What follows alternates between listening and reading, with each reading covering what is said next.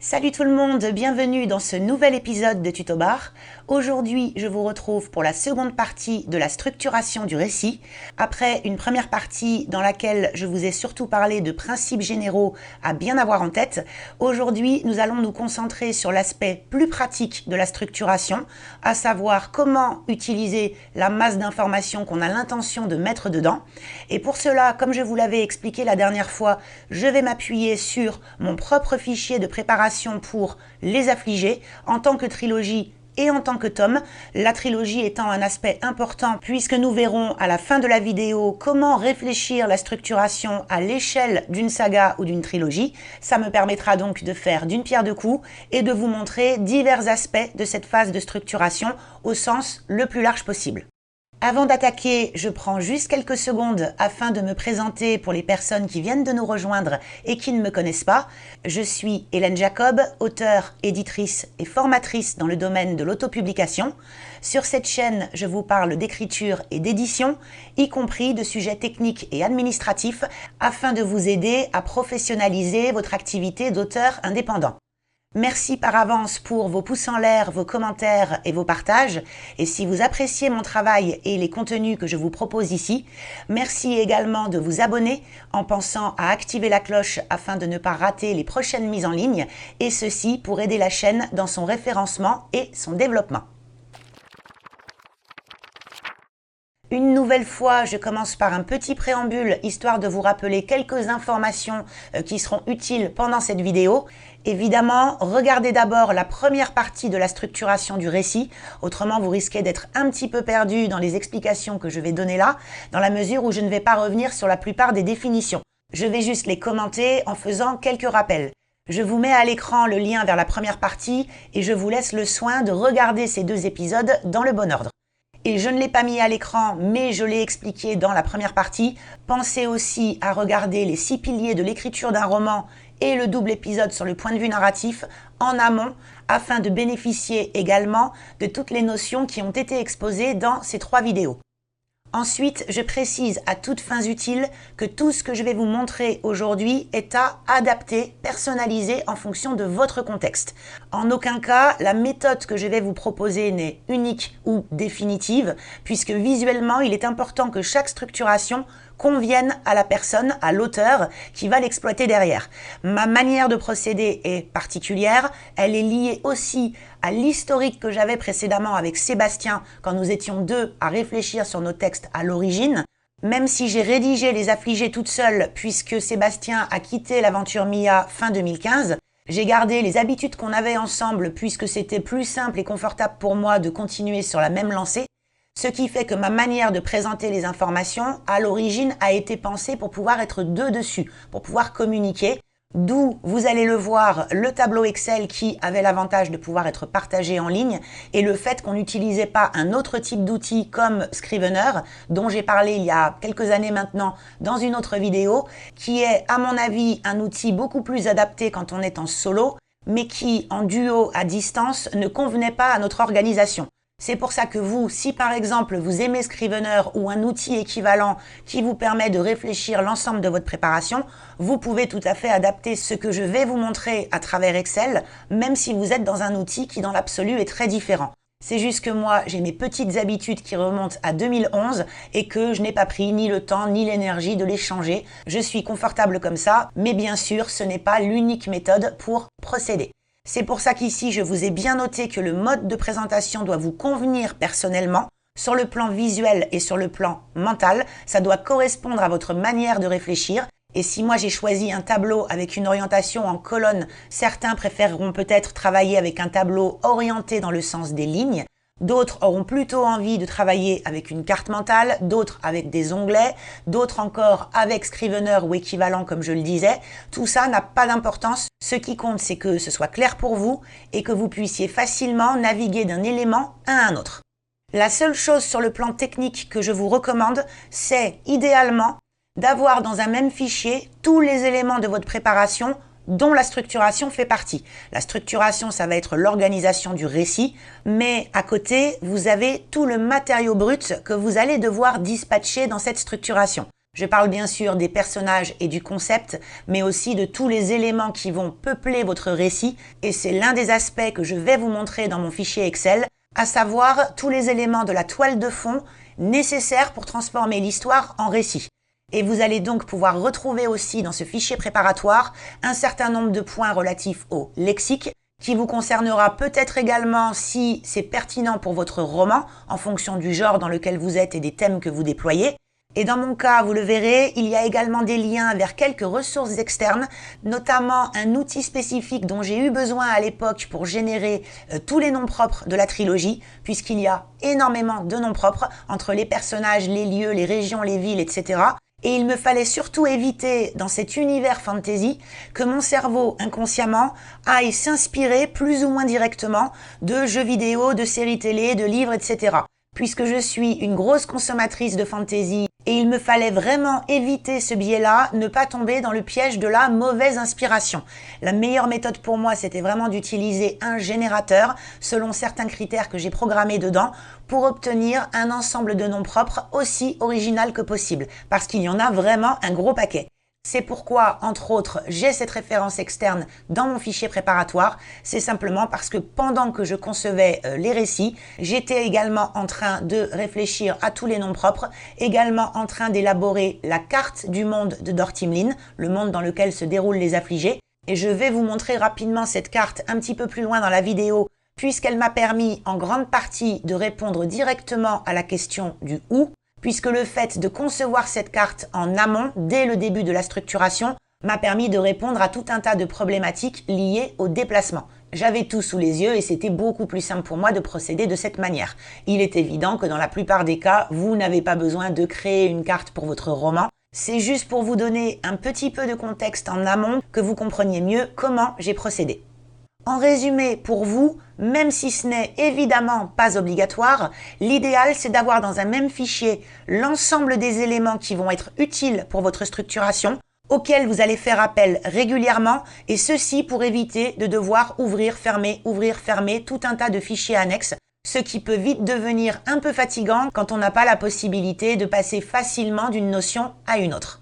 Sans plus attendre, je me tourne vers le fichier des affligés pour pouvoir vous le commenter, en sachant que c'est une version expurgée, puisque je me suis rendu compte, et c'est bien pour cette raison que j'ai tant reporté cet épisode au fil des années, que ce fichier de l'extérieur était absolument incompréhensible, il y avait une tonne de choses dedans, et à l'écran, honnêtement, on n'y comprenait pas grand-chose. Vu que Sébastien n'était plus dans l'équation, c'était vraiment un monologue dans lequel Hélène dialoguait avec Hélène, j'avais des notes dans tous les coins, un rangement bien particulier qui était le mien, et je me suis dit que pour les besoins de cette vidéo, j'allais adapter ce fichier en enlevant tout ce qui n'était pas indispensable, en enlevant aussi autant que possible tous les éléments qui pouvaient faire office de spoiler, puisque je pars du principe que parmi vous, il y aura peut-être quelques personnes qui auront la gentillesse et la curiosité d'aller découvrir cette trilogie et que je ne voulais pas trop en montrer à l'écran non plus pour ne pas révéler des choses absolument essentielles, ce qui aurait eu pour conséquence de gâcher l'expérience de lecture. C'est pourquoi les cases que vous avez ici à l'écran sont beaucoup moins remplies que dans la version originale du tableau.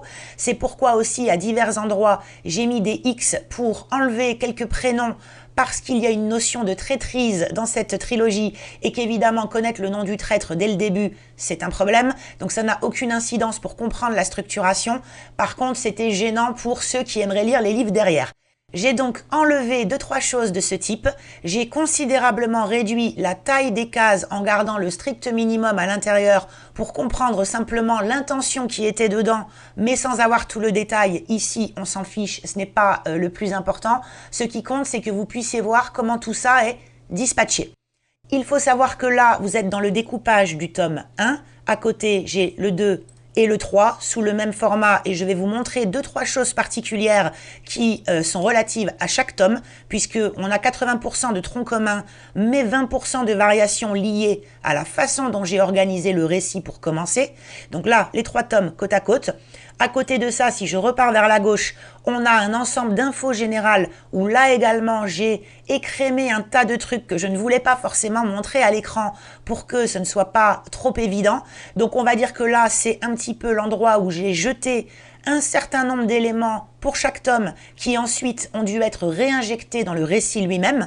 Donc des infos dans un onglet qui a 2 fois le mot général, ne me demandez pas pourquoi, j'ai dû vouloir renommer l'onglet et changer d'avis en cours de route, résultat, c'est resté comme ça, mais ça n'a aucune importance non plus dans le cadre de cette présentation. À côté, j'ai les personnages qui sont ici détaillés pour tous les personnages principaux et les personnages secondaires. Rapidement, je passe dedans, ce n'est pas le sujet exact de la vidéo, mais je vous montre quand même l'essentiel de ce qu'il y a là, qui également a été un petit peu expurgé. J'ai retiré un certain nombre d'informations qui auraient compromis le suspense du récit, ce qui fait qu'il manque pour chacun des éléments qui sont indispensables pour le 3e tome, mais que je ne pouvais pas laisser là au risque de tout gâcher. Donc vous avez vraiment l'essentiel.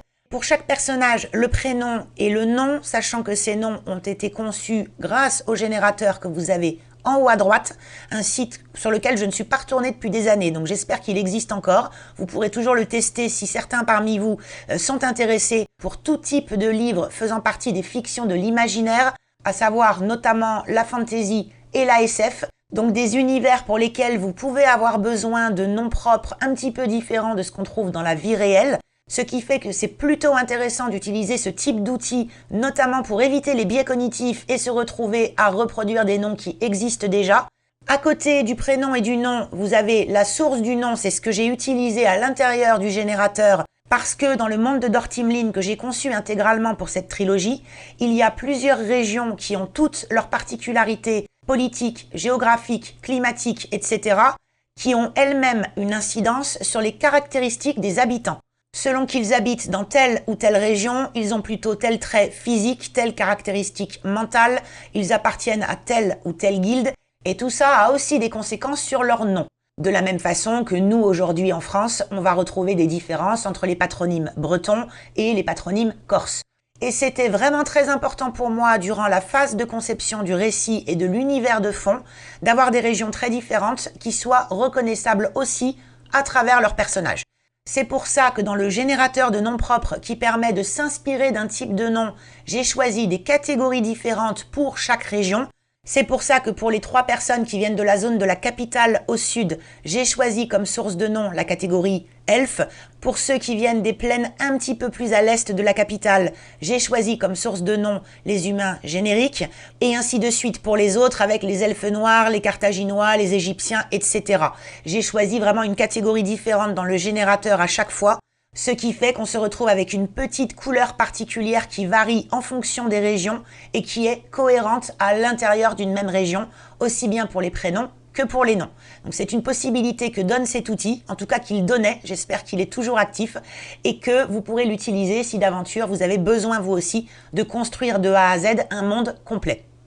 Dans les 4e et 5e colonnes pour chaque personnage, j'ai le sexe et l'âge, avec une grande variété d'âge dans le cadre de cette trilogie, puisque la fourchette des âges s'étale de 9 à 70 ans, avec un petit mélange, on a du 20, du 25, du 40, du 50. C'est une troupe de 12 personnages principaux qui est assez éclectique à tout point de vue, que ce soit en raison de leur âge, mais également de leur région d'origine, de leurs capacités, de leurs traits de caractère, de leurs intentions, etc.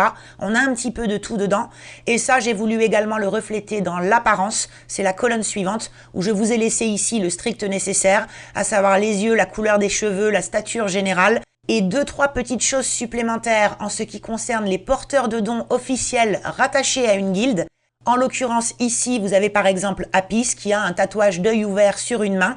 Et tout ça est bien sûr introduit dans le récit pour ce qui concerne le fonctionnement des guildes. Et j'ai comme ça quelques petits éléments qui sont disséminés dans le tableau de présentation.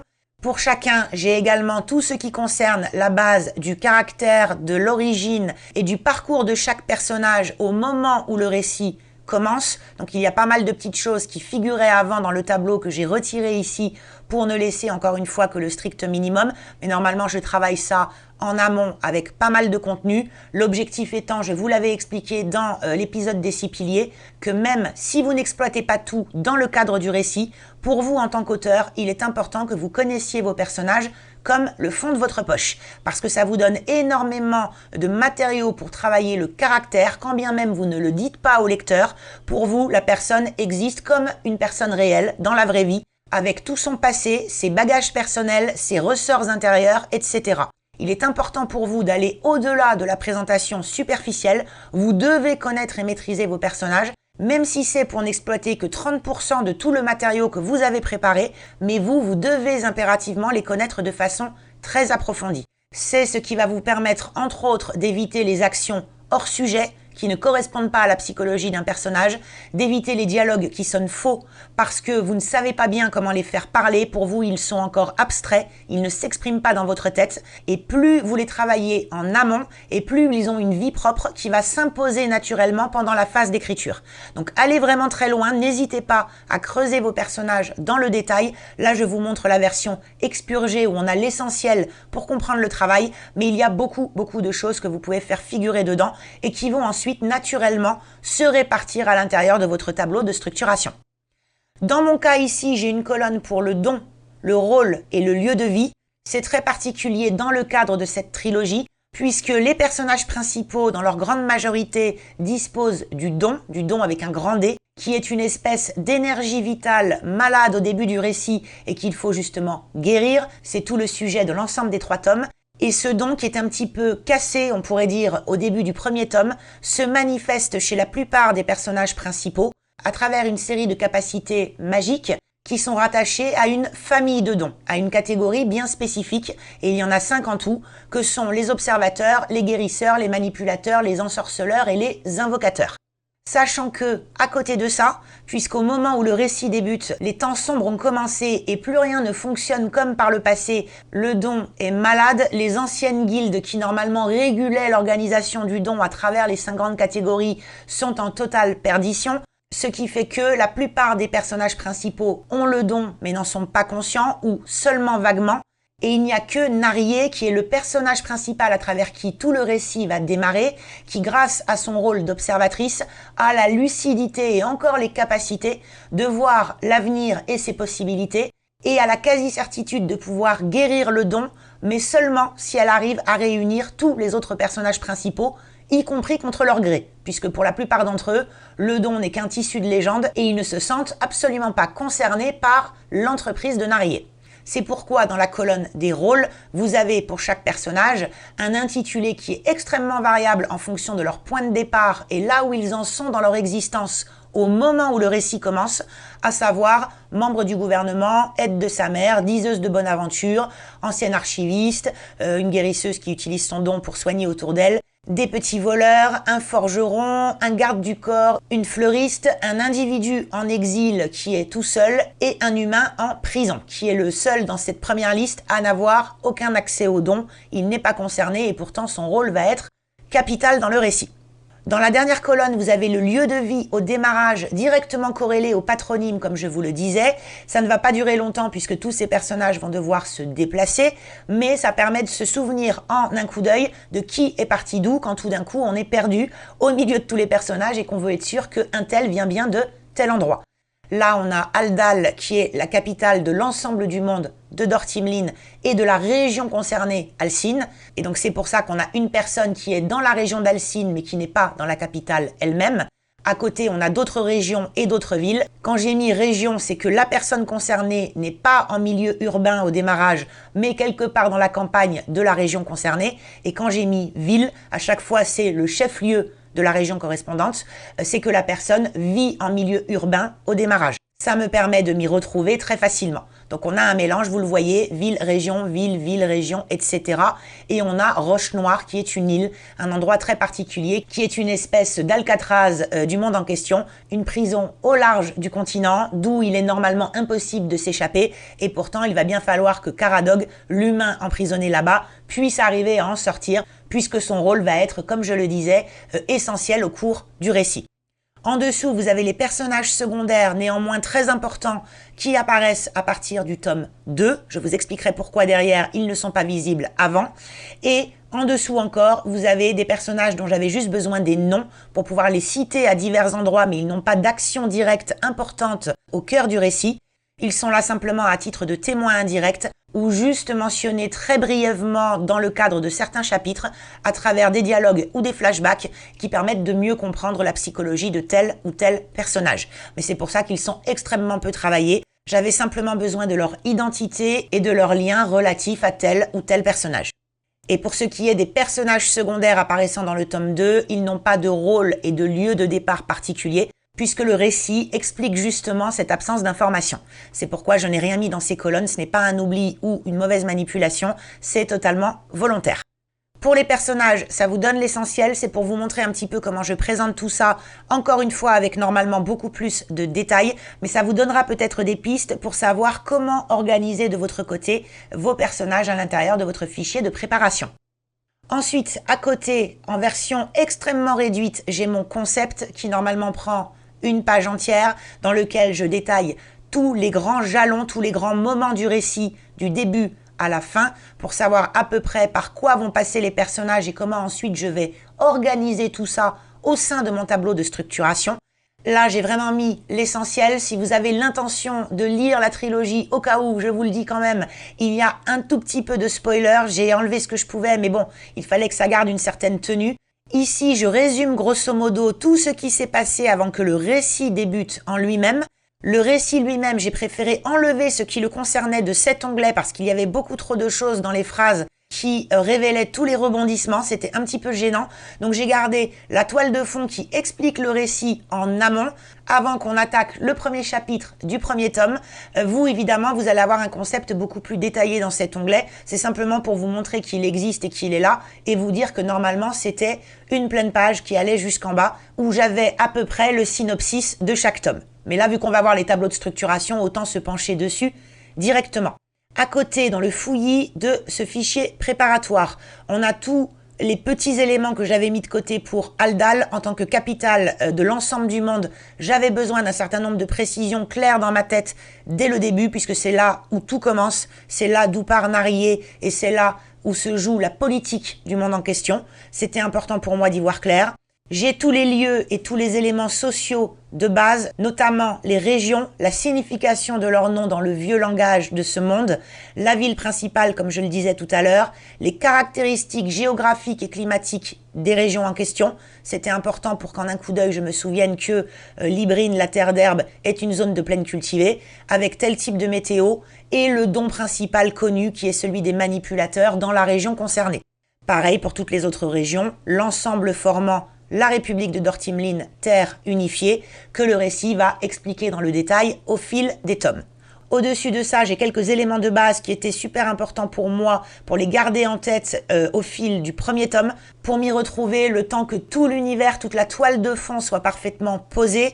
Il y a là-dedans les éléments politiques, sociaux, religieux, économiques, etc. J'ai un certain nombre de choses en bas également qui sont indiqué. Ça, c'était la première disposition des villes avant que je fasse la carte sur la façon dont les déplacements allaient être orchestrés, puisque Narier allait partir d'ici, de la région d'Alcine, partir dans cette direction, monter, redescendre, et on allait ensuite se diriger vers un autre territoire. Et il fallait que visuellement, je comprenne comment j'allais m'organiser, comment tout ça allait tourner. Mais juste après, je vais vous montrer la carte, ce sera beaucoup plus simple pour que vous puissiez le comprendre. L'idée, c'est simplement que dans cet onglet, j'ai le début du commencement de la réponse à la question « Où ?» pour chaque chapitre, avec les notions les plus importantes que j'ai complétées et étoffées par la suite.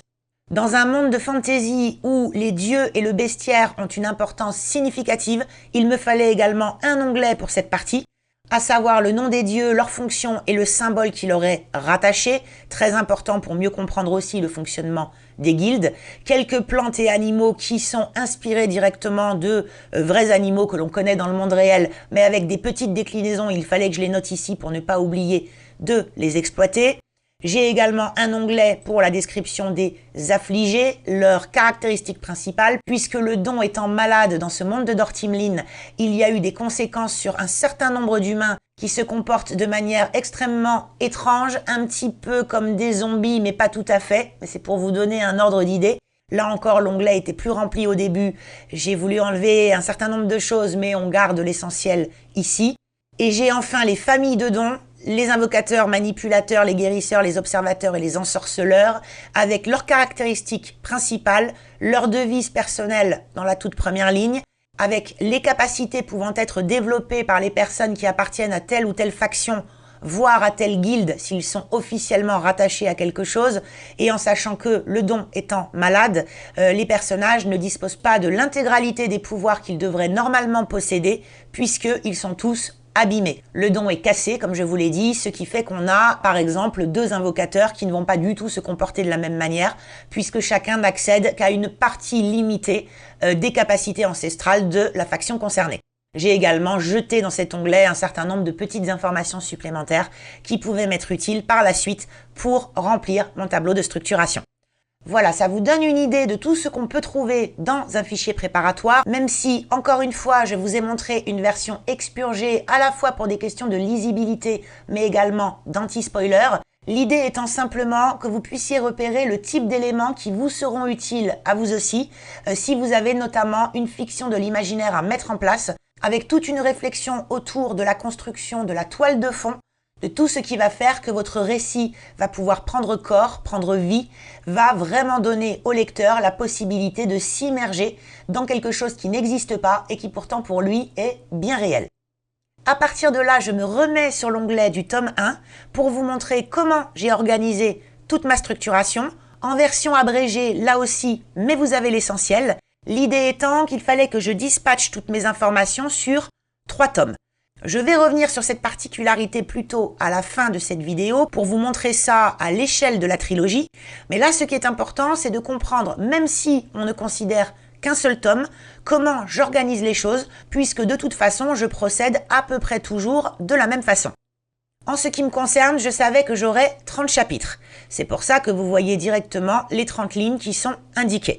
Vous, dans votre cas, si vous n'avez pas encore l'expérience, le recul, que vous ne savez pas combien pèse votre récit, notamment en termes de mots, que vous ne savez pas encore comment tout ça va se dérouler et que vous n'avez pas le recul que moi je pouvais avoir sur Les Affligés, où j'avais pu calibrer en amont que j'aurais pour chaque tome 30 chapitres de 3400 mots avec quelques notes disséminées qui allaient alléger légèrement le nombre de mots, mais je savais que j'allais avoir des tomes à peu près de 100-105 000 mots, parce que j'avais déjà l'expérience de 6 romans précédents, dont une trilogie. Ce qui fait que c'était beaucoup plus simple pour moi de savoir où j'allais aller et comment tout ça allait s'orchestrer. Mais dans votre cas, si vous ne le savez pas, ce n'est pas grave, vous mettez plus de chapitres que nécessaire et vous suivez la technique que je vous ai donnée dans la vidéo précédente, à savoir début, fin, début, fin, début, fin, vous devez vous en souvenir. Ce qui va vous permettre de voir assez facilement si vous avez un manque de substance au milieu du récit, auquel cas vous allez ou réduire le nombre de chapitres ou redispatcher les contenus de manière différente en allégeant les contenus de chaque chapitre. Là, ça sera à vous de le voir, mais ce n'est pas un problème si au démarrage, vous ne savez pas précisément que votre livre va faire 30 chapitres de 3400 mots. Ce n'est pas du tout un souci, je vous explique moi a posteriori ce que ça donne dans le fichier. J'ai donc tous mes chapitres avec pour chacun une colonne de chronologie qui répond au quand, une colonne de lieu pour répondre au où, une colonne d'action principale qui répond à la fois au quoi et au qui, une colonne de perso pilote puisque moi je savais dès le début que toute la trilogie serait rédigée en point de vue interne, 3e personne, exception faite de quelques sections particulières que j'ai commencé à vous présenter dans les épisodes relatifs au point de vue narratif. Donc là c'est un petit peu particulier, mais pour le reste c'est uniquement de la narration interne, 3e personne. Il me faut pour chaque chapitre un personnage pilote à travers qui on va vivre le récit. Et là, vous voyez pour chaque chapitre quel personnage est aux manettes. Narié, Apis, Elaliel, Amior, Narié, Elaliel, etc.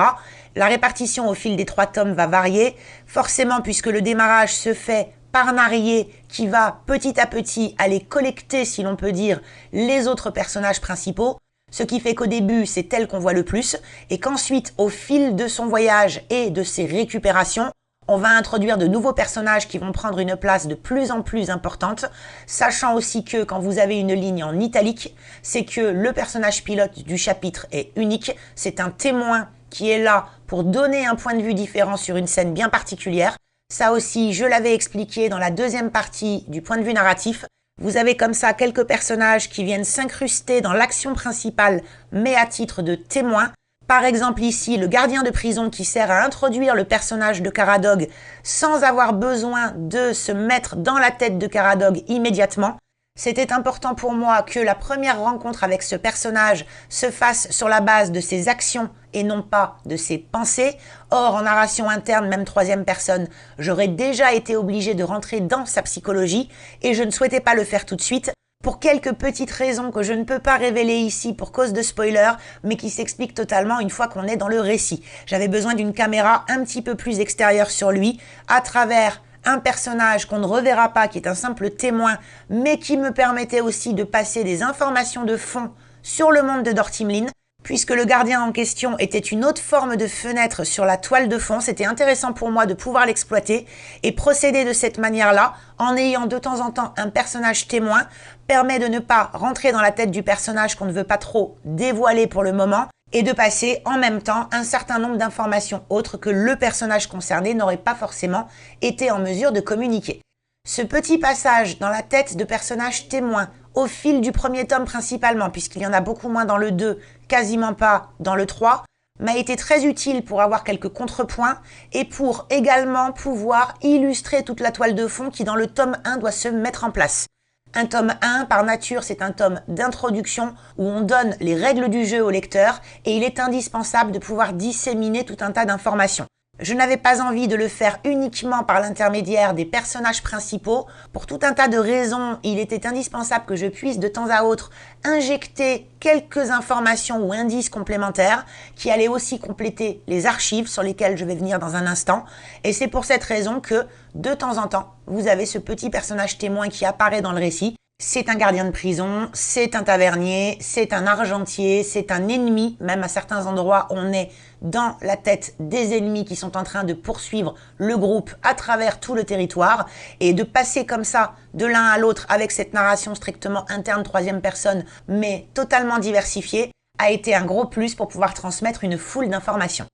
À côté, vous avez la colonne des objectifs narratifs secondaires. Là aussi, je les ai bien purgés pour ne laisser que l'essentiel. Et si vous comparez, par exemple, pour le premier chapitre, l'action principale et l'objectif narratif secondaire, vous voyez que dans la première des deux colonnes, on a ce qui se passe dans le chapitre, réduit au strict minimum ici, c'est vrai, mais ce sont des actions. Alors que dans la colonne de l'objectif narratif secondaire, l'idée c'est de pouvoir souligner que la vue de Narier se dégrade par de petits détails. Narier a de gros problèmes avec ses yeux, ça a une énorme importance dans le cadre du récit. Il fallait que j'injecte l'idée que, au fil du tome, sa vue se dégradait, qu'elle voyait de moins en moins bien. Donc là, j'ai laissé cet objectif narratif secondaire visible pour ce chapitre. Il y en avait d'autres, mais qui comportaient trop d'indices, donc je les ai retirés. C'est simplement pour vous montrer ce que vous pouvez mettre dedans. Si je prends un autre exemple comme le chapitre 3, où là on va être focalisé sur Apis, qui est le personnage pilote du chapitre. Cette fois-ci, l'idée de l'objectif narratif secondaire, c'est que dedans, on veut faire ressortir ses qualités et ses valeurs morales, ainsi que sa position de lettré, qui va avoir aussi une grande importance dans le récit, alors que l'action principale, elle, c'est quelque chose de très concret, c'est un focus sur sa tour, la tour d'Apis dans le récit, avec un système de remontée, de poulies, de protection, des pièges, etc. assez compliqué, et que dans ce chapitre, il faut montrer comment Apis vit dans sa tour au quotidien, comment il fonctionne, comment il occupe ses journées, et de manière très concrète, comment sa vie est organisée. Et donc au fil des chapitres, vous voyez la répartition entre l'action principale, l'objectif vraiment central, et les objectifs narratifs secondaires qui sont plutôt tournés vers des points psychologiques, comment comprendre le fonctionnement de tel ou tel personnage, là où l'action principale doit vraiment pouvoir décrire assez finement ce qu'on ne savait pas en commençant le chapitre et avec quoi on en ressort à l'autre bout en matière d'information de premier niveau. Vous voyez ici dans la catégorie secondaire que je parle de charisme, de maturité, d'empathie, réaction émotionnelle, méfiance, signe d'intérêt, etc. Là où dans la colonne de l'action principale, je parle de tentative d'évasion, mauvaise nouvelle, bagarre, arrivée à un village fortifié, récupération des jumeaux à tel endroit, etc. Vol pickpocket, des choses très concrètes, majoritairement physiques. J'ai ensuite une colonne extrait des archives en intro qui correspond à ce que je vous avais déjà montré dans l'épisode du point de vue narratif, à savoir, je me mets sur le document Word, toute la partie en italique qui se retrouve systématiquement, ou presque, au début de chaque chapitre. Ici, pour le tome 1, ce sont les archives de Dortimlin. Si je vais sur le tome 2, ce sont des flashbacks, personnage par personnage. Et si je vais sur le tome 3, c'est une autre forme de flashback et pour un autre personnage totalement indépendant du groupe principal qui va nous faire remonter en arrière et redescendre jusqu'à la ligne de temps présent. Je vais y revenir juste après en vous parlant de chronologie.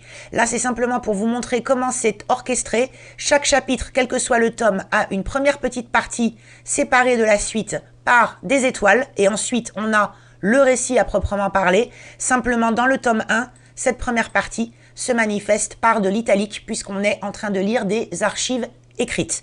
Et ces archives, si je retourne dans le tableau de structuration, elles sont thématiques pour être complémentaires et associés au contenu du chapitre concerné.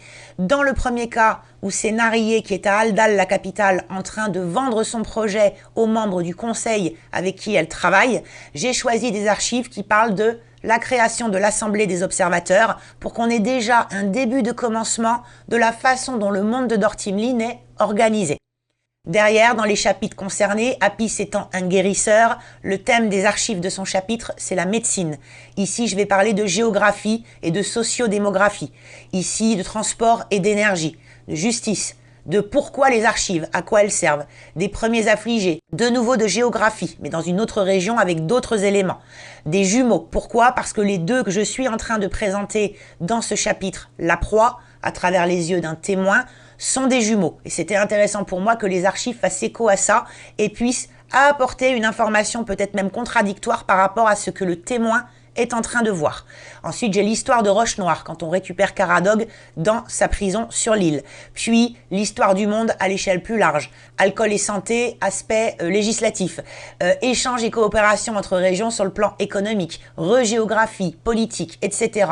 Et tout le monde de Dortimlin, avec ses bouts d'archives en début de chapitre, vient se compléter mais à l'époque où les archives ont été rédigées. Et c'est ça qui est intéressant aussi, c'est que pour le lecteur, il est difficile de savoir si ce qu'il lit dans les archives est toujours d'actualité au moment où le récit se déroule. Et je laisse planer ce doute pendant un bon petit moment, jusqu'à ce qu'on découvre le pourquoi du comment à la fin du premier tome.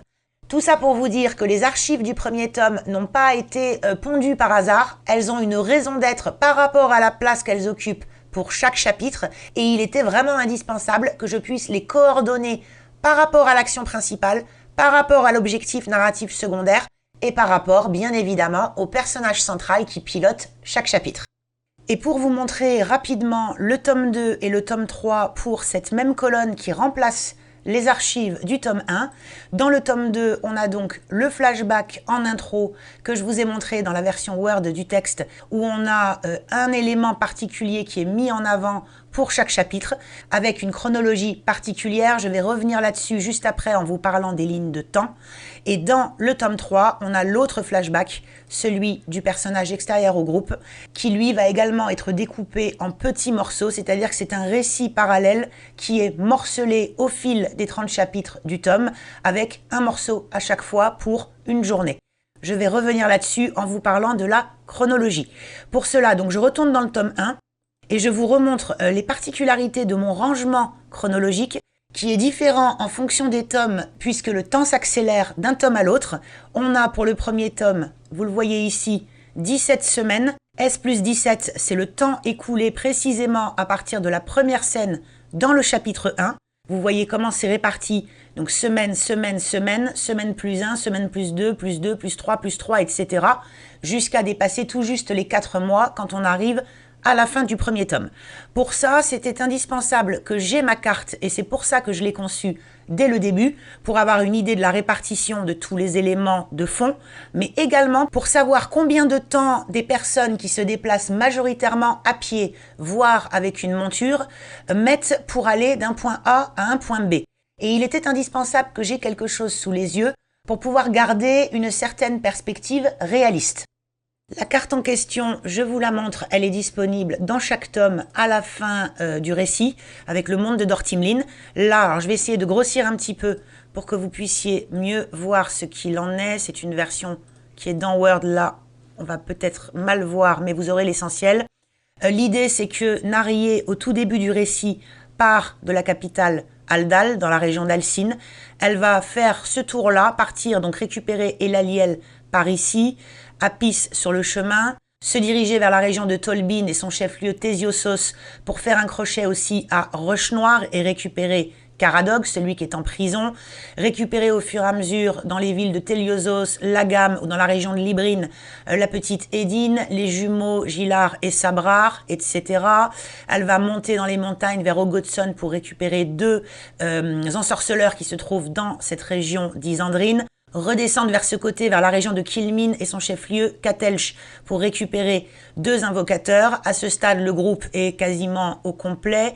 Et en terminant dans la zone d'exil ici, avec l'humain qui a été exilé quelques années plus tôt, tout le groupe va se retrouver à proximité de la muraille interdite, là où ils vont devoir rebrousser chemin parce que des circonstances particulières font qu'ils ne peuvent pas franchir cette muraille et qu'ils sont pris en chasse, remonter vers Kéderen et attendre ici, à la fin du tome 1, de pouvoir franchir la passe de Gabarak pour pouvoir atteindre la région d'Undine et la ville interdite Oulémous, qui est, selon Narié, la destination qu'ils doivent à tout prix rallier, en étant au complet. Le tome 1, c'est donc tout ce périple. J'espère que vous voyez suffisamment ma souris. Aldal, Baratriza, Thésiosos, Roche-Noire, Lagam, Iklar, etc. On redescend et on s'arrête à Kéderen.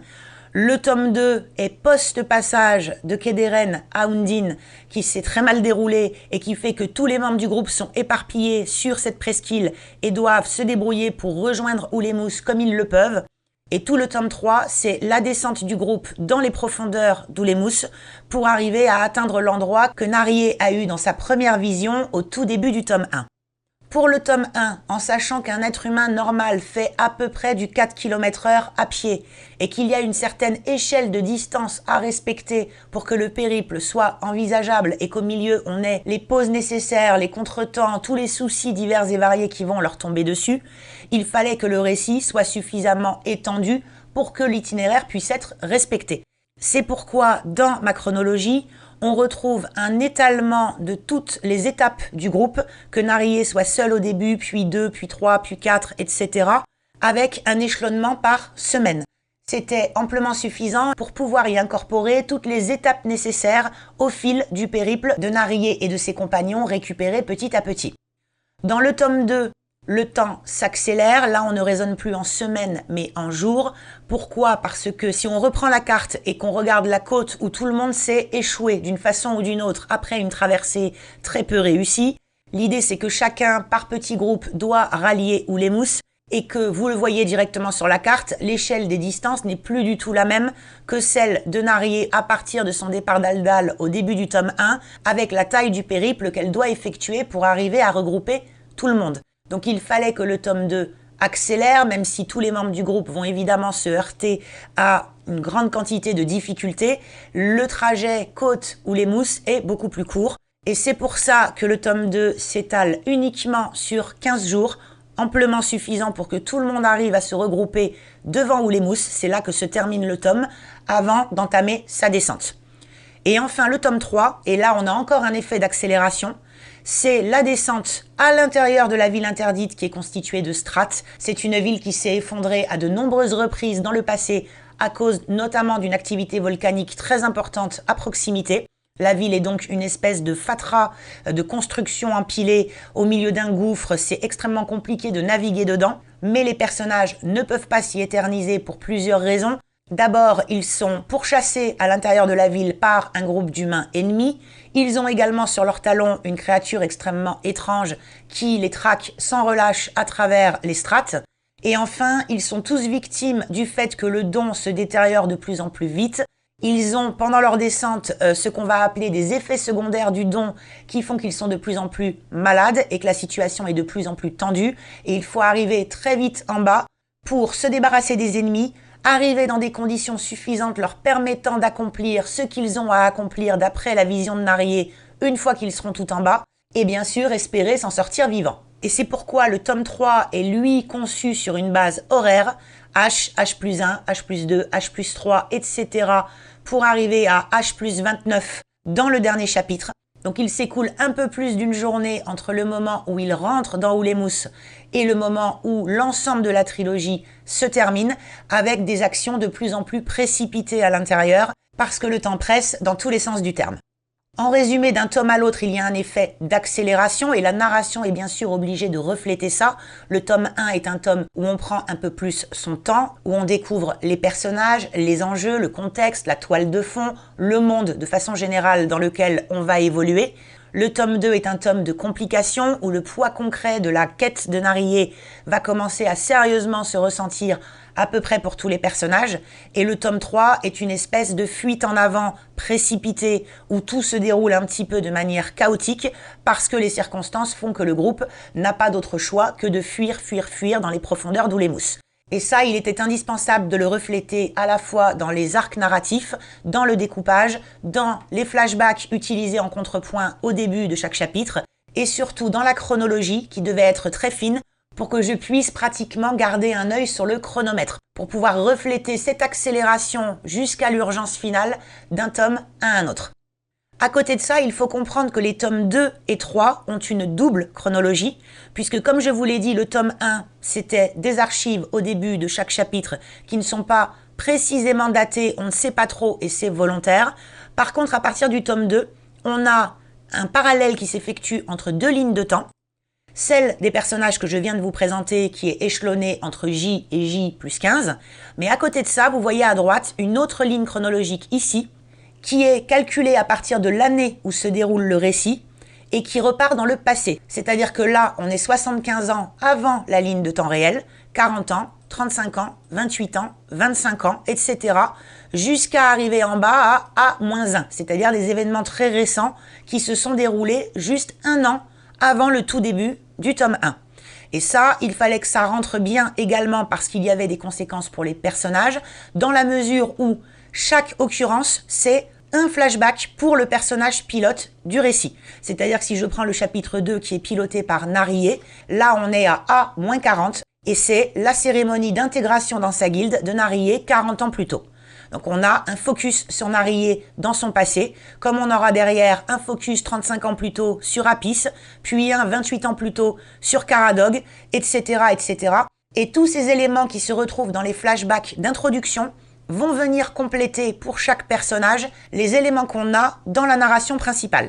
Donc il fallait que ce soit extrêmement précis. Chaque élément devait être daté avec soin pour que le personnage concerné ait exactement l'âge que je voulais qu'il ait dans le flashback par rapport à tel événement qui allait bouleverser sa vie et expliquer des choses du temps réel, donc du temps de maintenant, par rapport à son caractère ou à des séquelles physiques ou quoi que ce soit. Et il a fallu donc que j'orchestre ça un petit peu façon horlogerie pour que ça tombe pile poil. Parce que par exemple, les jumeaux n'ayant que 20 ans dans le temps réel du récit, il est évident que leur flashback allait être beaucoup plus récent que celui d'Apis, celui de Narié ou même celui de Caradog. Donc, compte tenu des tranches d'âge et compte tenu des possibilités que j'avais, j'ai dû prendre le problème dans l'autre sens, déterminer quel flashback était possible, ce qu'ils allaient apporter au récit, en quoi il me serait utile. À partir de là, une fois que j'avais le flashback et l'élément clé, ça me permettait de déterminer que ce serait un chapitre avec tel personnage pilote, parce qu'il fallait que ce soit le même et que ça corresponde. Et c'est pourquoi dans ce tome, les personnages les plus jeunes sont présents un petit peu plus loin dans la ligne temporelle, parce qu'autrement, leur âge de flashback aurait été négatif, tout bêtement. Voilà, sur ce tome, ça vous donne une petite idée de la manière dont c'est orchestré. Côté gauche, le temps réel, on avance de J à J plus 15. Et côté droit, ligne temporelle des flashbacks, on part de 75 ans en arrière avec un élément commun qui concerne toute la presqu'île d'Undine. Et on remonte dans le temps jusqu'à aujourd'hui pour se retrouver un an avant le démarrage de la trilogie avec des événements très récents et qui permet de boucler la boucle avec la scène d'introduction de Narié au tout début où on découvre qu'elle fait des rêves un peu étranges depuis un an et ce sont ces rêves qui vont justifier la quête dans laquelle elle se lance. Et les rêves en question, vous le voyez ici, dans le chapitre 30, c'est sa première occurrence. Elle rêve sans le savoir des reliques qui vont revenir dans ses visions un petit peu plus tard. Et c'est en fait pour elle, alors qu'elle n'en est même pas encore consciente, le début de sa propre aventure. Et enfin, dans le tome 3, on a côté temps réel une accélération du temps en 30 heures. Mais de l'autre côté, on a un long flashback découpé qui se déroule intégralement 85 ans plus tôt, qui s'étale sur un mois, le dernier jour de ce mois étant le point de départ de l'affliction. Quand on n'a pas lu le livre, c'est compliqué, mais en fait, tout se recoupe à l'arrivée. On apprend dans ce tome que l'affliction a été créée en fait 85 ans plus tôt, même si les personnages du temps réel ne sont pas vraiment au courant des circonstances. Et cette création de l'affliction 85 ans plus tôt, c'est un mélange de complot politique et de grosse malchance pour le personnage à travers qui on vit ce flashback. Pour lui, il va s'écouler 30 jours dans la capitale pendant la tenue d'un événement particulier pour l'ensemble du pays, un événement qui s'étale sur un mois, et on va avoir un compte à rebours le concernant, J-29, 28, 27, etc., jusqu'à se retrouver au jour J, qui est le point de départ de l'affliction, et qui va se reboucler avec tout le récit principal, où en fait le lecteur va remettre ensemble tous les morceaux du puzzle, comprendre comment l'affliction est née 85 ans plus tôt, pourquoi le don depuis cette période est malade, qui a orchestré tout ça, pourquoi, comment, etc. Tous les éléments se recoupent et pendant qu'on termine la descente d'Oulémous avec le groupe principal dans le temps réel, on a la réponse à toutes les questions qui étaient restées en suspens dans la chronologie inversée du flashback d'introduction qui va permettre de boucher tous les petits trous qui sont encore présents juste avant la fin du récit. Alors il est bien évident que tous les romans ne sont pas des courses contre la montre. Vous ne serez pas forcément obligé de poser des jalons temporels comme je l'ai fait, par semaine, par jour ou par heure. Dans mon cas, c'était nécessaire parce que je pense que vous avez compris à quel point l'ensemble est compliqué. S'il y a quelque chose qui n'est pas absolument carré, tout peut s'effondrer. Il fallait que tout tienne comme un mécanisme d'horlogerie. Je reprends cet exemple. Il y a des tas de romans qui ne nécessitent pas ce degré de précision. Vous pouvez très bien, dans votre colonne de chronologie, vous contenter d'indiquer une date. Par exemple, votre roman commence le premier jour, c'est le 14 mars. Vous allez écrire 14 mars dans la colonne. Et puis, le chapitre 2 se déroule le 12 avril, vous mettez 12 avril. S'il n'y a pas de déplacement à la clé, de trajet à accomplir, de choses un petit peu mathématiques qui nécessitent que vous soyez extrêmement fin et précis dans votre approche, vous pouvez tout à fait vous contenter de mettre la date et ça ira très bien.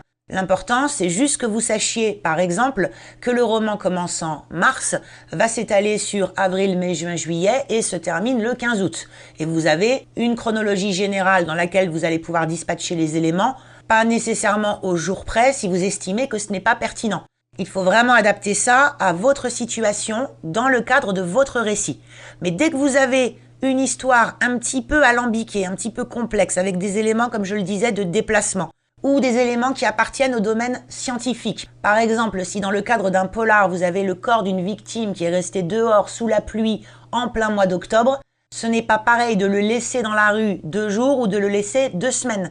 A fortiori, si ce n'est pas l'automne, mais si c'est le mois d'août et qu'il fait très chaud. Là, vous allez avoir besoin d'une chronologie beaucoup plus fine parce qu'il y a des éléments de police scientifique. Vous ne pouvez pas faire ce que vous voulez n'importe comment. À vous de jouer avec ce critère et de regarder dans quelle mesure tel degré de précision s'impose ou si vous pouvez vous permettre d'avoir une estimation et que finalement, la seule chose qui compte, c'est que le récit se déroule pendant tel ou tel mois ou à telle ou telle date précise, mais sans nécessairement indiquer tous les écarts exacts par rapport au point de démarrage du récit, parce qu'il est vrai qu'il y a des récits pour lesquels on n'a pas besoin d'aller creuser aussi loin.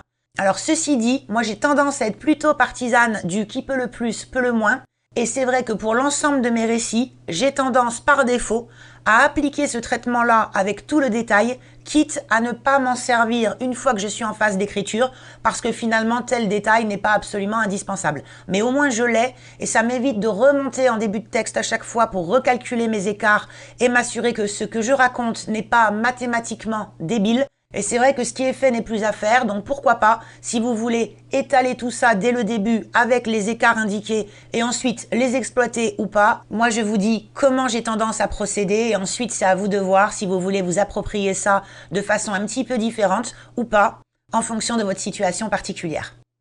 À travers chacun de ces tableaux, vous voyez que j'ai répondu au qui, au quoi, au où, au quand et au comment, en grande partie, puisqu'il y a certains éléments, je vous l'ai expliqué, que je ne mets pas nécessairement dans le tableau de structuration, mais dans d'autres parties de mon fichier préparatoire ou de ma carte.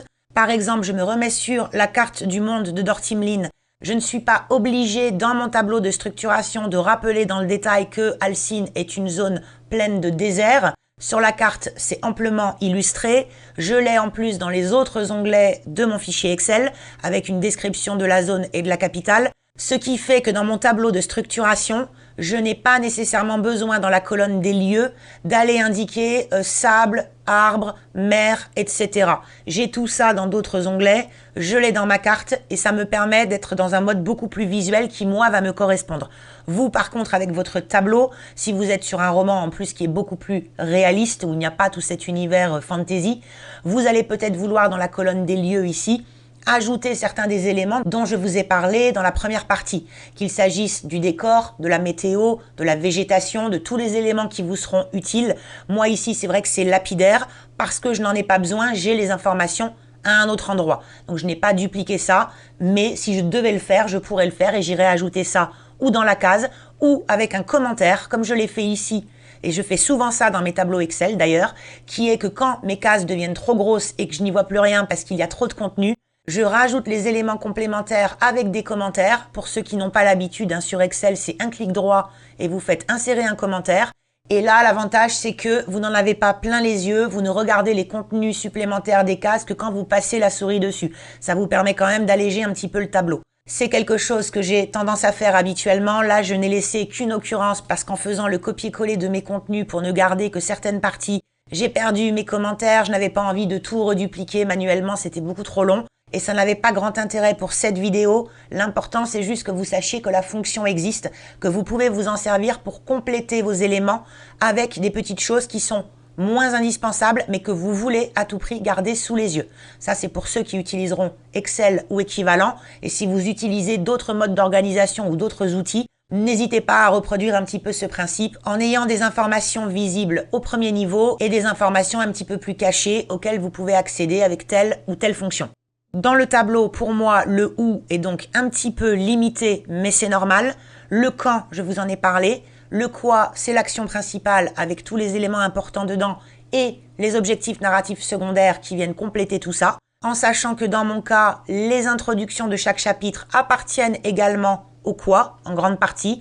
Les personnages sont inclus dans la colonne d'action principale et également rappelés en tant que perso pilote pour ce qui est de la narration, et le comment est un petit peu dispatché dans tout ça parce que ma structuration est faite de telle manière et avec des choix initiaux comme le point de vue narratif qui sont tellement déterminés en amont que je n'ai pas besoin de rajouter en complément une colonne de comment à l'intérieur du tableau parce qu'en fait, moi dans mon cas, c'est déjà extrêmement encadré. Vous, si vous êtes dans le cas de figure où il est important que vous puissiez faire le distinguo entre tel et tel chapitre parce que le point de vue narratif ou le registre linguistique vont considérablement varier pour des raisons qui sont propres à votre récit, n'hésitez pas à créer une colonne supplémentaire ou l'équivalent dans votre outil de structuration pour indiquer précisément ce qui se passera dans le chapitre concerné en la matière. Dans mon cas, ça n'aurait pas grand intérêt, c'est déjà cadré, j'ai mes lignes temporelles, mes objectifs narratifs sont clairement définis et je sais par avance comment je vais les restituer puisque tout ça est déterminé au début, ce qui fait que ce serait idiot que je crée cette colonne en plus pour redire à chaque fois la même chose, à savoir point de vue interne troisième personne avec registre linguistique adapté et voix omnisciente pour les archives.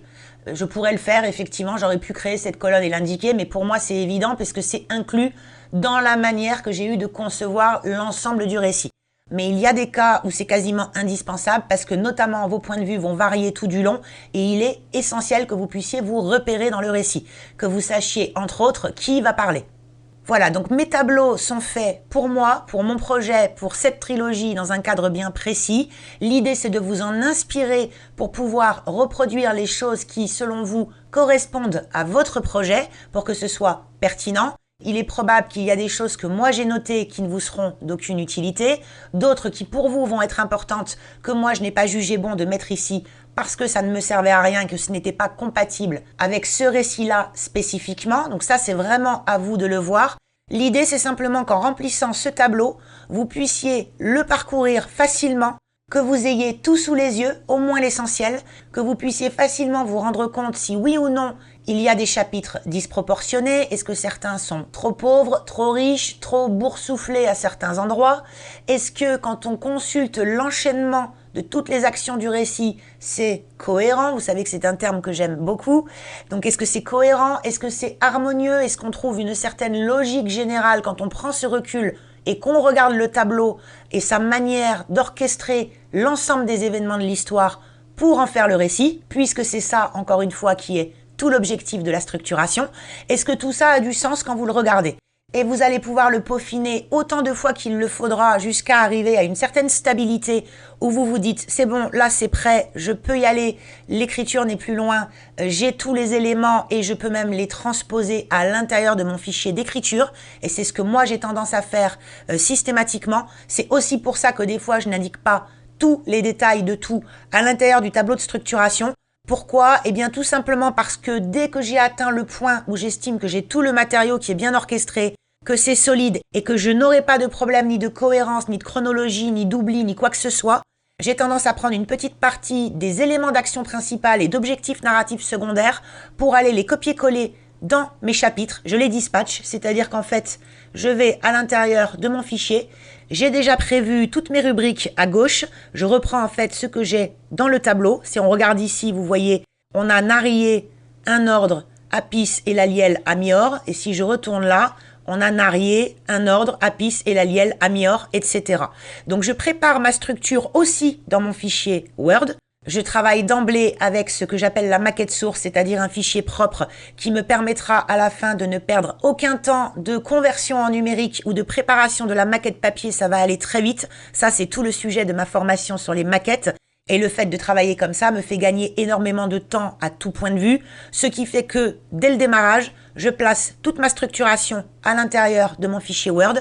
Et pour chaque chapitre, imaginons que ce chapitre-là soit vide, ici, quand je n'ai encore rien dans la page, je vais venir copier-coller rapidement les éléments essentiels issus de la structuration que je veux exploiter et je vais également indiquer les éléments de type caméra. En d'autres termes, je vais faire une espèce de début de mise en scène directement dans mon fichier en mettant par exemple réveille Narié, sortie de cauchemar, se lève pour aller s'habiller, prend la porte dans la rue, rencontre son fils, arrive au conseil en haut des escaliers, se dispute avec un tel, etc. C'est vraiment une espèce d'ébauche scénaristique à ce stade-là. C'est pour ça que je vous ai dit la dernière fois que la structuration fait la liaison entre la phase de conception et la phase de réalisation ou d'exécution, parce que on en tire des éléments qui sont déjà un petit peu du cinéma dans l'esprit. On a déjà des scènes en tête. On n'est pas encore au stade de la plume et de la rédaction, mais on est déjà suffisamment avancé pour avoir une idée assez nette des placements et des déplacements de caméra au fil des chapitres. Ce qui veut dire que vous aussi, une fois que vous êtes suffisamment à l'aise et que vous avez un petit peu l'expérience, vous pouvez au fil de l'eau transposer les éléments issus de votre tableau de structuration ou équivalent vers votre traitement de texte ou votre outil pour écrire, puisque vous allez directement traduire en petits morceaux de phrases les choses qui sont issues de ce squelette et qui commencent à prendre vie de façon extrêmement concrète. Donc c'est aussi une des raisons pour lesquelles moi il y a des éléments dans mes tableaux de structuration qui ne sont pas toujours détaillés au-delà de quelques lignes, parce qu'en fait je les détaille directement dans mes ébauches transposées dans le fichier Word, parce qu'ensuite je découpe ça dans le chapitre, je prépare mes paragraphes, je saute des lignes, et puis c'est comme une espèce d'échauffement progressif où au début on marche et puis on commence à trottiner et puis tout d'un coup on court. Et là c'est un petit peu pareil, je prends mes éléments, je les copie-colle, je les sépare, je les observe, je les redéplace ou les réagence si à un moment donné je me dis ça serait mieux de faire plutôt comme ci ou comme ça. Et puis ces quelques mots deviennent une petite phrase qui devient une plus grande phrase pour laquelle je commence à rédiger avec une intention de plume. Et puis le paragraphe est lancé et hop, petit à petit, paragraphe après paragraphe, on est à un chapitre complet parce que j'avais déjà tous les éléments et que finalement quand on a déjà tout et que la scène devient relativement claire à l'esprit, finalement la rédaction n'est presque plus qu'anecdotique. Elle devient extrêmement facile et plaisante puisqu'on a tous les garde-fous, on sait qu'on ne peut pas s'égarer n'importe où et qu'il n'y a plus qu'à écrire tout bêtement et que c'est enfin le grand moment de plaisir personnel après tous ces efforts effectués en amont pour avoir un squelette de récit à la fois extrêmement précis et étoffé. Je pense vous avoir donné l'essentiel pour ce qui concerne les bases de l'organisation de la structuration. Après, ça devient compliqué d'aller plus loin parce que chaque projet est tellement particulier, tellement unique, qu'il n'y a aucune recette universelle qui puisse répondre à 100% de toutes les questions. Ce que je vous ai donné là, c'est un petit peu l'approche universelle à adapter à votre sauce en fonction de vos propres besoins. Mais évidemment, si vous avez des questions sur des points précis que j'ai oublié d'aborder ici, vous n'hésitez pas, vous me les mettez en commentaire et je ferai le maximum pour vous répondre de façon personnalisée. Mais là, je pense que vous avez l'essentiel par rapport aux divers points que nous avons vus en théorie dans la vidéo précédente. Et normalement, vous devriez pouvoir vous en sortir pour transposer ça dans le cadre de votre propre roman, avec ses particularités, en gardant à l'intérieur ce qui vous correspond, en retirant ce qui n'a aucun rapport avec votre projet, en insérant les éléments particuliers dont vous avez besoin pour travailler correctement, etc., etc. Et là, ça vous donne le panorama, alors certes simplifié, mais quand même de ma propre préparation pour cette trilogie. Si vous avez des questions par rapport à tout ça, encore une fois, vous n'hésitez pas. Et ceci va me permettre d'enchaîner justement avec les particularités et nécessités d'une trilogie ou saga, parce que là, au lieu d'avoir un roman, on en a plusieurs qui doivent communiquer entre eux. Donc ça élève un petit peu le degré d'exigence et les précautions qu'il faut prendre pour ne pas se retrouver dans les mauvaises situations dont je vous ai parlé dans la vidéo précédente, à savoir les tomes disproportionnés, les problèmes d'intrigue, de contenu, de rythme, etc. Et donc l'idée, c'est simplement, une fois qu'on a compris comment s'orchestre une structuration à l'échelle d'un roman, c'est de se dire tout bêtement, ce roman est beaucoup plus gros et il est divisé en 3 ou en 4, comment je vais dispatcher tous mes contenus à l'intérieur de ces tomes, en sachant que du point de vue du lecteur, il peut parfois s'écouler quelques mois entre le tome 1 et le tome 2, ou le tome 2 et le tome 3, etc. Ce qui fait qu'il faut quand même en tenir compte pour la lecture. Alors attention, déjà premier point qui à mon sens est important, ne confondez pas la trilogie ou saga au sens où je l'entends dans cette vidéo avec la série. La série, pour ceux qui ont vu mon épisode sur les outils marketing d'Amazon, je vous en ai parlé avec les enquêtes du commissaire Agnelli, d'Agnès Boucher qui est auteur dans la maison d'édition. Le commissaire Agnelli apparaît dans plusieurs de ses livres. Un livre égale une enquête et des problématiques particulières. Évidemment, on a des personnages récurrents d'un livre à un autre, mais dans l'absolu, même si ce n'est pas recommandé, on peut les lire dans le désordre, ça n'empêchera pas de comprendre chaque livre, et on pourrait même faire l'impasse sur l'un des livres et comprendre le 4e, par exemple. Vous allez simplement trouver 2-3 petites notes de bas de page laissées par l'auteur au fil du livre pour rappeler qu'un tel est déjà apparu dans tel livre précédemment. Mais ça n'a aucune incidence sur le récit lui-même dans le cadre du livre. De A à Z, on comprend tout, le récit commence et se termine, et on a tout ce qu'il faut pour comprendre l'intrigue et tous les arcs narratifs qui sont présents dans le récit. Dans le cas d'une trilogie ou d'une saga, c'est bien différent, on a un tout cohérent qui, en raison de sa taille et accessoirement du temps qu'il faut à l'auteur pour l'écrire, va être découpé en plusieurs parties, en plusieurs tomes ou en plusieurs volumes ou livres, appelez ça comme vous voulez, et c'est simplement un grand récit qui a été découpé. Ce n'est pas une succession ouverte comme une série où on va se retrouver avec un héros récurrent, mais où chaque livre, dans l'absolu, s'autosuffit et on n'a pas besoin de découvrir la suite pour comprendre l'histoire. Pourquoi j'insiste là-dessus? Eh bien parce que ça détermine quelque chose de fondamentalement différent en structuration. Quand vous travaillez sur une série, chaque tome est un travail particulier, vous le structurez, vous l'écrivez, vous le publiez. Et vous n'avez pas du tout besoin de savoir à ce stade quel sera le sujet du livre présent dans cette même série 2 ou 3 ans plus tard. On s'en fiche, ce n'est pas grave, vous faites le boulot sur un roman. Par contre, dans le cadre d'une trilogie, c'est valable aussi pour une saga, mais je vais reprendre le cas de la trilogie pour me caler sur les affligés. Le début de votre récit est au début du tome 1, la fin de votre récit est à la fin du tome 3. Et l'idée, c'est surtout d'éviter ce que je vous ai décrit dans la vidéo précédente, à savoir j'écris le tome 1 et puis on verra bien où il me mène, et puis là peut-être que j'aurai de l'inspiration, et dans ce cas-là j'écrirai le 2, et puis pareil pour le tome 3, etc. Ça, c'est à peu près tout ce qu'il ne faut pas faire, surtout quand on débute, qu'on n'a pas beaucoup de réflexes, d'expérience et d'habitudes permettant de retomber sur ses pieds d'une façon ou d'une autre. En faisant ça, vous n'avez aucune idée de l'endroit où vous allez.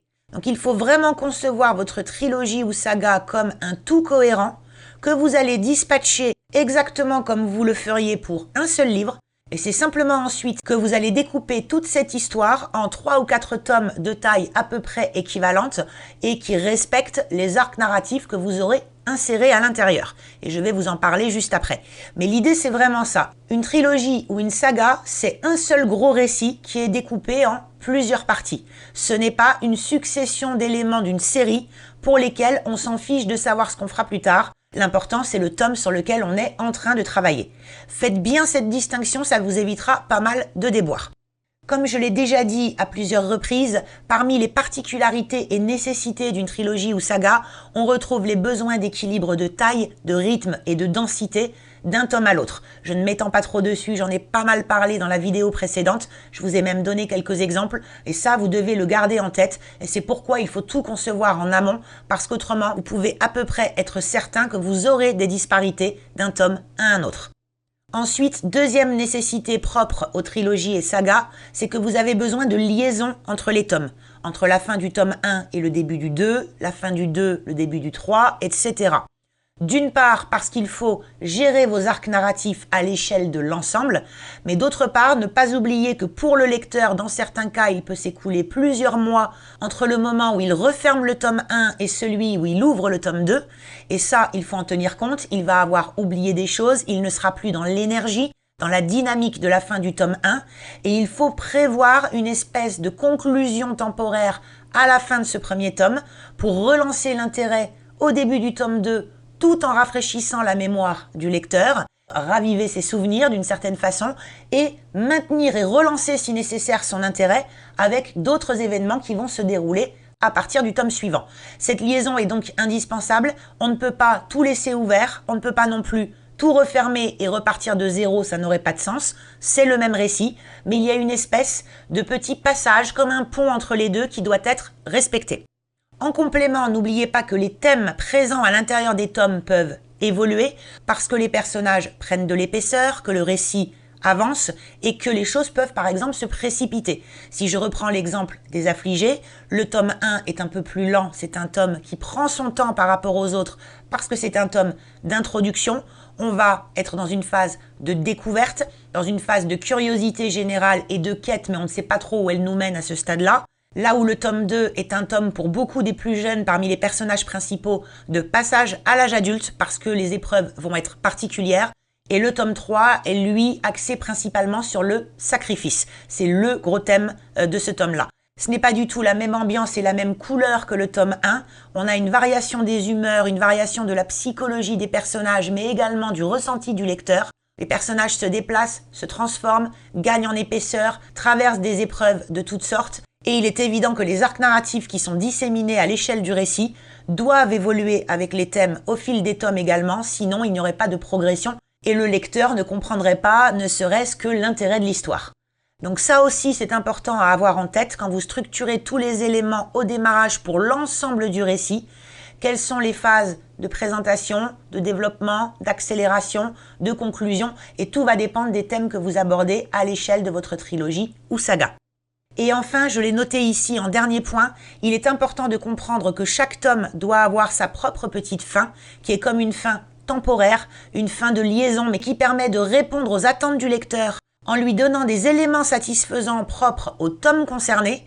Et ensuite, vous avez la vraie fin, la fin définitive, qui elle conclut l'ensemble de la trilogie ou de la saga. Celle pour laquelle on a fait tout ce trajet et qui va venir boucler la boucle avec le tout début du premier tome.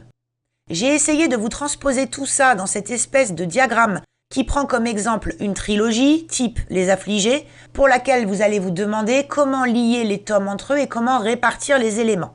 Là, j'ai simplifié la chose en vous parlant d'arc narratif. Un arc narratif, ça peut être la création d'une relation particulière entre deux personnages, un mystère à résoudre, une vengeance à accomplir, quoi que ce soit qui va être un thème à l'intérieur de votre récit, et que vous allez vouloir traduire grâce aux éléments de dialogue, de description, de narration, etc., en petite histoire à l'intérieur de l'histoire. Par exemple, dans le cadre des Affligés, j'ai quelques histoires d'amour qui sont insérées dedans. Un arc narratif en particulier va être l'une de ces histoires d'amour. Comment elle commence, comment elle se développe, vers quoi elle mène, etc. Ça, c'est un arc narratif parmi d'autres. Dans le cadre d'une trilogie ou d'une saga, des arcs narratifs, généralement, on n'en manque pas, il y en a un petit peu partout. Et l'idée, c'est de savoir lesquels doivent commencer où et se terminer où, lesquels sont valables pour l'intégralité de la trilogie ou de la saga ou uniquement pour un tome. Et il va falloir dispatcher ça de la manière la plus fine, la plus intelligente possible. Ici, dans ce diagramme, je suis limitée par la place, donc je ne peux pas mettre une liste de 30 arcs narratifs par grande section. Ce serait juste illisible. J'en ai mis quelques-uns, C'est juste pour vous donner le mécanisme, vous faire comprendre un petit peu comment vous pouvez orchestrer les choses. Ici, j'ai mis quoi? Dans le tome 1, l'arc narratif 1, suivi du 2 et du 3. On va considérer que l'arc narratif 1, c'est l'arc principal, celui qui va rester là jusqu'au bout. Dans le cas des affligés, ce serait la vision de démarrage de Narié qui doit s'accomplir et qui ne s'accomplira qu'à la toute fin du tome 3 et pour lequel je donne un certain nombre d'informations que je rappellerai de temps en temps au fil du récit, mais qui ne trouvera sa conclusion satisfaisante qu'à la toute fin de la trilogie. Ensuite, donc 2 arcs narratifs 2 et 3 qui sont sur des choses plus petites, qui vont durer beaucoup moins longtemps et qui vont être traités directement à l'intérieur du tome 1. Je pourrais prendre l'exemple des archives. Le pourquoi et le comment des archives du tome 1 seront expliqués avant le dernier chapitre du tome 1, ce qui permet de passer à autre chose dans le tome 2. Leur utilité se justifie dans le tome 1, mais elle n'avait pas de raison d'être par la suite. Donc ça, c'est un exemple d'arc narratif valable uniquement pour ce tome. Et ici, vous avez donc la résolution de l'arc narratif 2, qui n'a pas besoin d'être non plus à des kilomètres. On peut très bien imaginer que cet arc s'est ouvert dans le chapitre 3 et se referme dans le chapitre 8, par exemple. C'est vraiment pour illustrer, j'insiste, il n'y a aucune obligation, aucune règle universelle, c'est simplement pour que vous puissiez comprendre la mécanique. Derrière, je vous ai mis l'arc narratif numéro 4, puis le 5, la résolution de l'arc narratif 3, qui avait été ouvert un peu plus tôt, et une liaison avec le tome 2. Dans cette liaison, je vais m'assurer que je clôt suffisamment d'arcs narratifs issus de ce premier tome pour que le lecteur se sente concerné et impliqué et qu'il se dise « Ok, j'ai déjà une partie des réponses à mes questions ». On se projette vers le tome 2 en indiquant vers quoi les personnages vont devoir se diriger, que ce soit physiquement, mentalement, psychologiquement, dans ce nouveau tome. Et quand on arrivera dans le tome 2, on va récupérer les éléments qu'on avait laissés en suspens dans le tome 1 et on va retricoter à partir de là. Si je reprends l'exemple de mon tableau de structuration pour le tome 1, attention, petit spoiler, mais je n'ai pas vraiment le choix si je veux être suffisamment clair. Par exemple, j'ai indiqué à la toute fin que Narié est définitivement aveugle. Et ça s'explique plus ou moins dès le début, puisque je vous ai indiqué dès le premier chapitre que sa vue se dégradait. Et en fait, dans sa catégorie de dons, elle échange un pouvoir supplémentaire contre sa vue physique. Tout ça est expliqué au fil du tome. Elle perd la vue lentement mais sûrement. Et quand on arrive à la fin de ce premier tome, dans la dernière ligne droite, définitivement, le rideau tombe et elle perd ce qui lui restait de vue à ce moment-là, ce qui fait que bien sûr, je l'ai noté parce que ça a des incidences pour la plume, elle ne peut plus voir avec ses yeux, elle voit, on va dire, d'une autre manière, mais il était important que dans cette dernière section, à la toute fin, on ait une conclusion pour Narié, on ait une conclusion pour les archives, on ait une conclusion déjà pour la composition du groupe, c'est bon, il est constitué, il est arrivé à sa première étape, au moins ils ont réussi quelque chose malgré toutes les difficultés. On commence à avoir certains éléments de réponse par rapport aux ennemis du groupe et aux visions initiales de Narié, je n'en dis pas trop, mais on a comme ça un certain nombre de petits arcs narratifs qui se terminent, certains restent en suspens et vont être récupérés ici dans le tome 2 au démarrage, puisque on est tout de suite dans la continuité temporelle. Le tome 2 reprend juste quelques jours après la fin du tome 1 et cette traversée absolument catastrophique de la passe de Gabarak qui est vécue de manière rétrospective par certains des personnages. Et l'important, c'est que eux sont toujours dans l'action. Il faut que le lecteur les retrouve et retrouve également le rythme de lecture qu'il avait à la fin du tome 1, la même dynamique, la même énergie, ce qui fait qu'on reprend des arcs narratifs qui étaient restés volontairement en suspens à l'intérieur du tome 1 et qui vont se poursuivre. Je vous ai mis l'exemple du 4. J'ai ouvert un arc narratif 6 qui va être propre au tome 2. Dans le tome 2 des affligés, ce serait par exemple la rencontre de certains membres du groupe principal avec de nouveaux personnages qui apparaissent au début de ce tome. C'est un nouvel arc narratif, donc je l'ai noté comme ça, 6. Puis on va reprendre la suite de l'arc narratif 5 qui se trouvait dans le tome 1. Ouvrir un nouvel arc narratif 7, dans le cas des affligés, ce serait peut-être une nouvelle histoire d'amour naissante. On va résoudre un arc narratif qui datait du tome 1, qui avait été relancé au début du tome 2 et qui là peut trouver sa conclusion. Ouvrir un arc narratif nouveau, résoudre le numéro 5 qui était en haut et créer une liaison avec le tome 3. Même logique. La seule différence entre ce que je vous montre ici et la réalité de ce que vous ferez avec votre propre structuration, c'est qu'au lieu d'avoir 5, 6 ou 7 arcs narratifs par tome, vous en aurez probablement 15. Donc il faudra simplement étendre cette logique à plus d'arcs narratifs en faisant particulièrement attention à tous les petits fils que vous tirerez, toutes ces portes que vous ouvrez et qu'il faut ensuite refermer, comme je l'ai expliqué dans la vidéo précédente. Mais c'est vraiment ce principe-là que vous allez suivre en l'adaptant à votre projet et aux particularités de votre trilogie. Donc la liaison tome 2, tome 3, même logique que tome 1, tome 2, on garde des éléments pour la suite, on clôt certaines parties qui étaient propres au tome 2 pour qu'il ait son identité, on s'assure quand on lance le tome 3 que le lecteur raccroche les wagons, qu'il est toujours dans la course et qu'il sait où il en est, et on repart de la même manière avec la suite de l'arc narratif 6 qui a été ouvert au début du tome 2, l'arc narratif 9 qui est nouveau, la suite du 7, la suite du 8. Là, on sait qu'on approche petit à petit de la fin de la trilogie, donc on va commencer un petit peu à se préoccuper de la conclusion de la plupart des arcs qui sont en suspens. On en ouvre un petit 10e qui va être important pour la toute fin.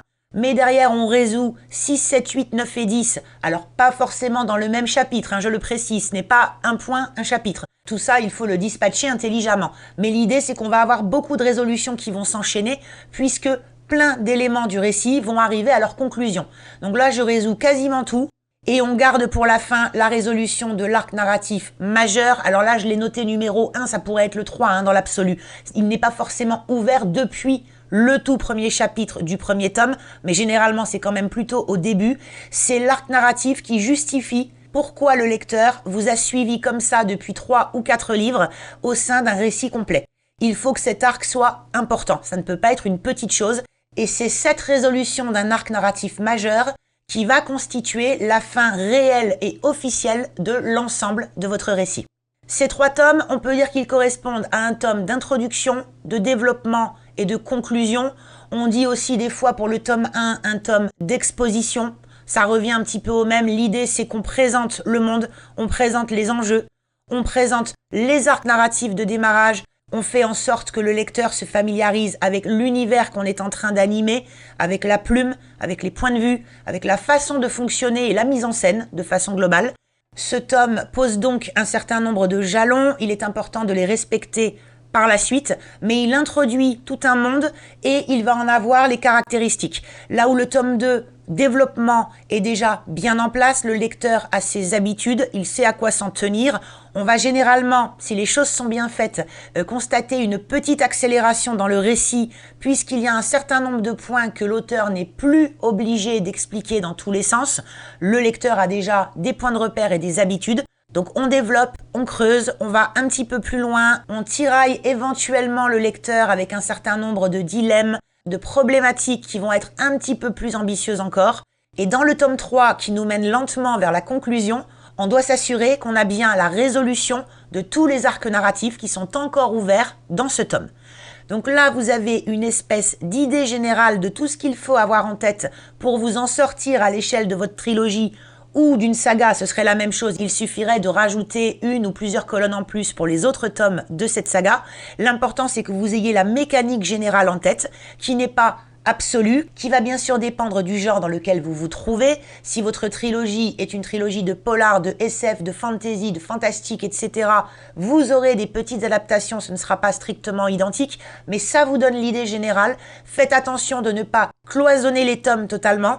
Faites aussi attention de ne pas faire un grand méli-mélo qui fait que le lecteur, à la fin du tome 1, s'il doit attendre 6 mois pour le tome 2, va être très énervé s'il n'a aucune résolution de quoi que ce soit propre au premier tome. C'est important de créer ces espèces de phases de transition entre les tomes. Quand bien même vous mettez au début des tomes 2 et 3 une petite section précédemment dans laquelle vous résumez le tome d'avant, ça ne mange pas de pain et c'est toujours une bonne idée de le faire, mais il n'empêche que d'un point de vue purement narratif, il est indispensable que le tome 1 ouvre des perspectives pour la suite dans le tome 2 et que le tome 2 soit capable de récupérer des éléments du tome 1 pour reconnecter le lecteur au récit, que ce soit des souvenirs de personnages, des dialogues qui vont rappeler 2-3 petits éléments intéressants qui ont été soulevés la première fois dans le tome précédent, une description qui va faire appel à la nostalgie du lecteur parce qu'il se retrouve dans un terrain familier qu'il aimait bien dans le tome précédent, etc.,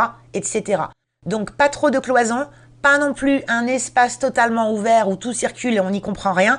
Il est important de respecter cette espèce de mécanique générale qu'on retrouve à peu près dans toutes les trilogies et sagas de bonne facture, qui respectent à la fois le récit, mais également le lecteur. En résumé, en matière de structuration des trilogies et sagas, ce que je vous conseille, c'est de bien faire attention à une répartition harmonieuse de tous vos arcs narratifs à l'échelle de l'ensemble. Je ne le répéterai jamais assez, je vous déconseille totalement de partir dans ce type de projet en n'ayant pas votre récit complet en tête. Vous devez savoir comment l'histoire se termine, vous devez connaître les grands jalons de votre récit en amont et être capable de le structurer. Si vous ne le faites pas, vous vous exposez à beaucoup de soucis et de déconvenus. Et honnêtement, si en plus vous débutez, c'est la meilleure manière de se ramasser à la première tentative et c'est vraiment dommage. Prenez le temps, réfléchissez à l'ensemble de l'histoire et au récit qui peut en découler, structurez l'ensemble de ce récit, découpez ça et structurez vos 3 ou 4 ou 5 tomes et voyez ensuite comment vous pouvez peaufiner chaque tome à son échelle. Pensez bien à l'identité propre à chaque tome et à l'identité globale de l'ensemble du récit. Il est essentiel que votre trilogie ou saga ait une couleur d'ensemble qui la caractérise, mais il est tout aussi important que chaque tome pris individuellement ait sa propre identité. Le lecteur doit pouvoir la reconnaître.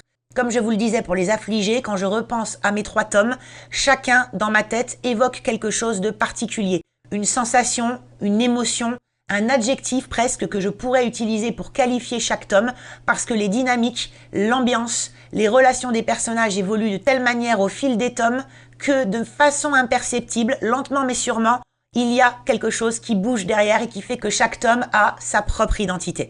N'oubliez pas que chaque tome doit disposer de sa propre petite fin, une petite fin temporaire mais qui permet de se poser un coup. Même si le lecteur enchaîne les tomes parce qu'ils sont tous sortis entre-temps et qu'il peut lire l'histoire d'une seule traite, c'est bien qu'il puisse avoir ce temps de pause qui va faire la liaison entre 2 tomes. Donc une petite fin pour chacun et le dernier tome, en plus de résoudre les arcs narratifs propres à ce tome-là, doit également résoudre tous les autres arcs narratifs du récit qui étaient encore en suspens pour proposer la meilleure des conclusions possibles à votre lecteur.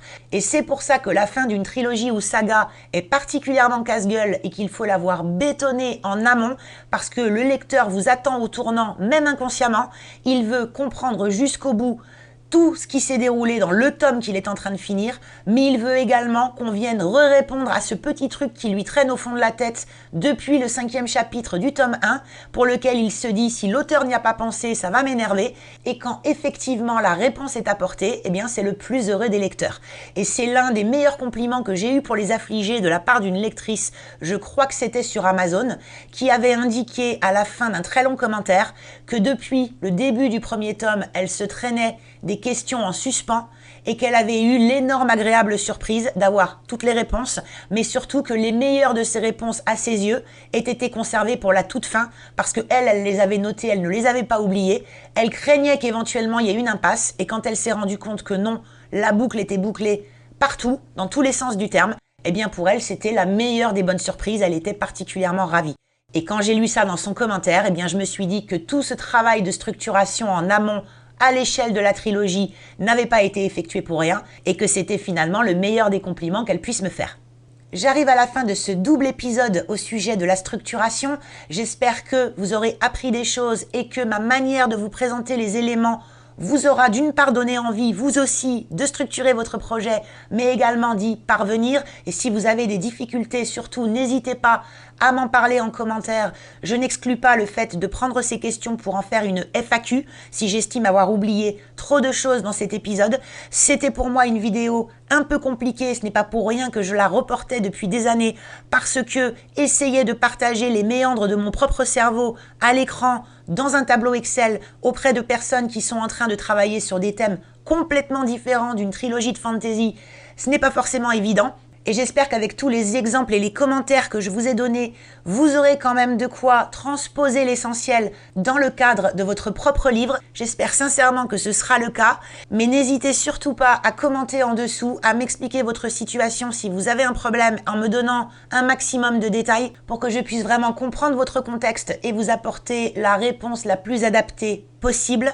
Je ne vous cache pas qu'au moment où je termine cet enregistrement, j'ai l'impression d'avoir oublié un tas de choses, mais c'est normal parce que c'est avant le montage et que généralement c'est pendant le montage que je me rends compte que finalement tout est à peu près carré. Mais c'est vrai que cet épisode me faisait un peu peur en matière de clarté. J'espère vraiment avoir été suffisamment clair et que vous aurez tous les éléments de base vous permettant d'avancer. Mais si ce n'est pas le cas, surtout n'hésitez pas et dites-le moi. Ça me permettra d'enregistrer ou une FAQ ou un épisode complémentaire qui viendra rebondir sur tel ou tel point que j'aurais pu passer à la trappe parce que pour moi, ce n'était pas évident qu'il y avait un besoin derrière.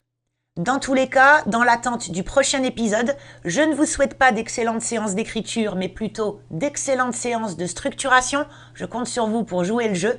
Je vous remercie d'avoir suivi cette vidéo jusqu'au bout et je vous dis à très bientôt.